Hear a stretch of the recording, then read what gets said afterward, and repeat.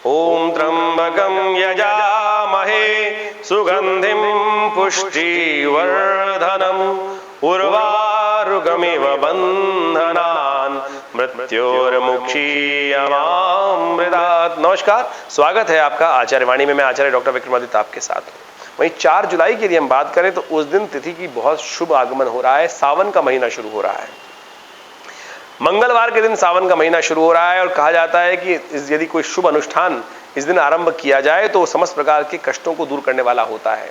सावन के पहले दिन से हमने सोचा है कि हम विवेकानंद योगाश्रम में एक सुंदर तरीके से, सावन इस बार बहुत खास है, पहले तो समझ लीजिए 60 दिन का सावन है। आमतौर पर 30 दिन का महीना होता है ना देसी तिथि के अनुसार से। इस बार लंब का महीना, लौंद का महीना सावन में ही आ गया है और बहुत सुंदर योग बना रहा है। रेयरेस्ट ये योग बन रहा है, इसका लाभ लेने का प्रयास, वर्षों बाद ये योग बना है।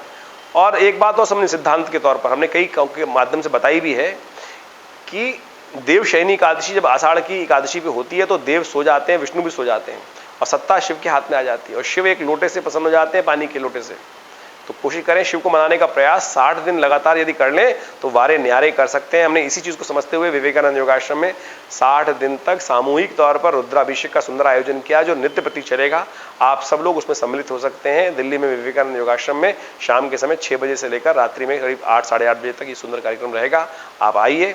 दूध के द्वारा, दही के द्वारा, गन्ने के द्वारा, शहद के द्वारा, भस्म के द्वारा, समस्त तिलोदक के द्वारा अनेक प्रकार से भगवान शिव को मनाने का प्रयास किया जाएगा और रुद्राष्टाध्यायी के वेद मंत्रों का पाठ करते हुए आप भी उसमें सम्मिलित हो। आपके मनोरथ सिद्ध होने के योग बनेंगे। ग्रह विशेष तौर पर परिवर्तन की तरफ जा रहे हैं, शुभ सूचना दे रहे हैं, लाभ की स्थिति उत्पन्न करेंगे। सुबह का समय आपके लिए थोड़ा भारी रहेगा। यदि वृषभ राशि वालों के लिए बात करें तो शाम के, दोपहर के बाद आपके लिए ग्रहों का समय का अनुकूल होना दिखाई देता है। आपको उस समय पे काम करने का प्रयास करना चाहिए। सुबह के समय थोड़ा सा त्याग करना चाहिए जरूरी काम को छोड़कर।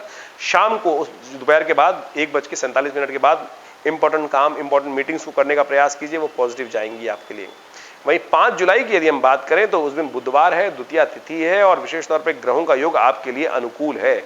आपकी सरलता से लोग प्रभावित होंगे और आपके लिए द्वारा उसमें कार्यों में संपादित करने में सफलता प्राप्त करने के अवसर आपको मिल सकते हैं। तो इसका लाभ आपको लेने का प्रयास करना चाहिए। आपका ओरा जो है वो इस प्रकार का हो सकता है कि जो पॉजिटिव चेंजेस आपको दे दे।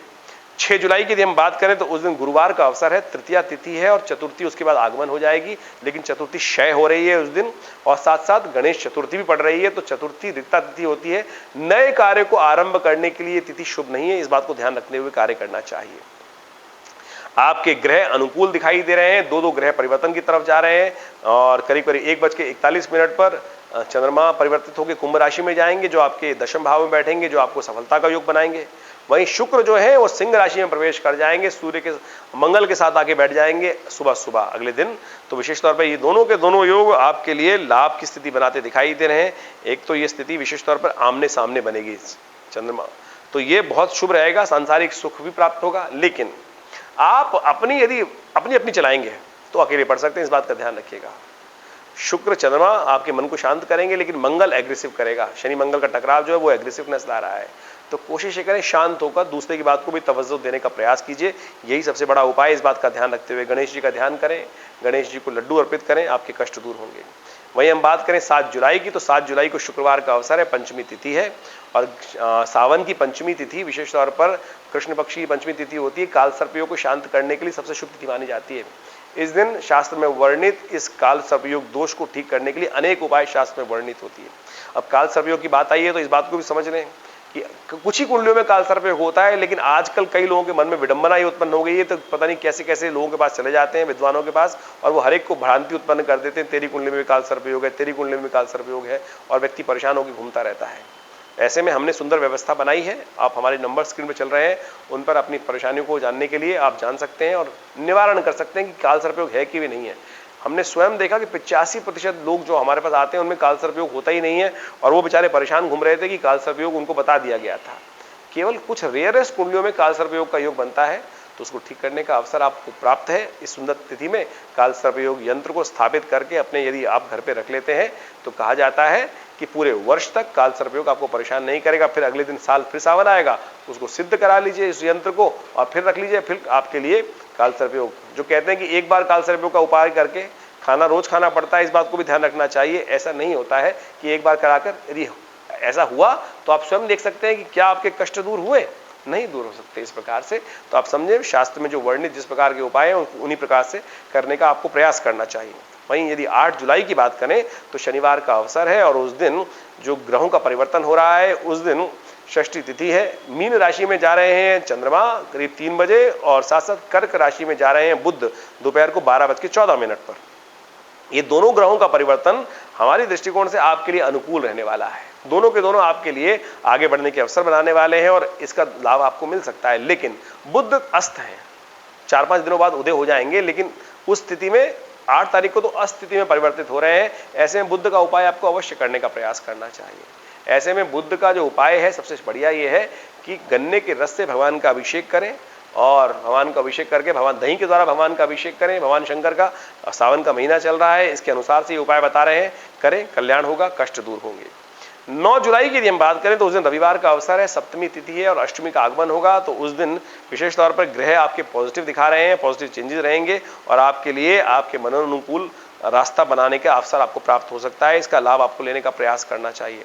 चंद्रमा आपकी लाभ की स्थिति में बैठे हुए हैं, बाकी ग्रह आपके लिए जो योग बना रहे हैं, तो अल्टीमेटली लाभ के रास्ते बन सकते हैं। थोड़ा सा आपको बैलेंस होकर काम करने की जरूरत है। और साथ साथ उस दिन कालाष्टमी है, तो भगवान शिव और पार्वती दोनों का पूजन करें। सुबह सुबह भगवान शिव का विशेष तौर पर भगवान सूर्य नारायण को जल दें, कल्याण होने के योग बनेंगे। वहीं 10 जुलाई की यदि हम बात करें तो उस दिन सोमवार का अवसर है, अष्टमी तिथि है और सावन का पहला सोमवार का योग पड़ रहा है। सावन का पहला सोमवार सांसारिक इच्छाओं को पूर्ण करने के लिए, शिव का आशीर्वाद प्राप्त करने के लिए बड़ा शुभ माना जाता है। तो कोशिश ये करें इस दिन विशेष तौर पर भगवान शिव को प्रसन्न करने का प्रयास करें। आपके ग्रहों का योग दिखाता है कि सुबह का समय यदि शाम तक का समय आपके लिए अनुकूल दिखाई देता है। शाम को मेष में जाएंगे चंद्रमा, वो आपके लिए थोड़ा कष्ट का योग बना सकते हैं, नुकसान का योग दे सकते हैं। तो इसलिए दिन दिन में अपने कार्यों को पूर्ण करें पॉजिटिवली। शाम के लिए जो शाम का समय पूजन के लिए रखें। शाम का समय प्रदोष काल है, शिव का ध्यान करने का है, तभी आपका जो शाम वाला समय शुभ होगा, अन्यथा कष्ट देने के योग बन सकते हैं शाम के समय। कोशिश ये करें, हमने भी विवेकानंद योगाश्रम में सावन के पहले सोमवार पर बड़ा विशाल विशेष तौर पे रुद्राभिषेक रखा है भगवान शिव का। तो ऐसे में आप सब लोग उसमें सम्मिलित हो सकते हैं। जो लोग दूर हैं, अपना स्थान आरक्षित कराना चाहते हैं, विद्वान पंडितों के द्वारा अभिषेक करा सकते हैं। आपके नाम से वो अभिषेक कराया जाएगा, तो आप उसके लिए अपना स्थान आरक्षित कर लें। फ़ोन नंबर्स हमारे इस चैनल पर चल रहे हैं, उन सब पर जानकारी प्राप्त कर सकते हैं। धन्यवाद।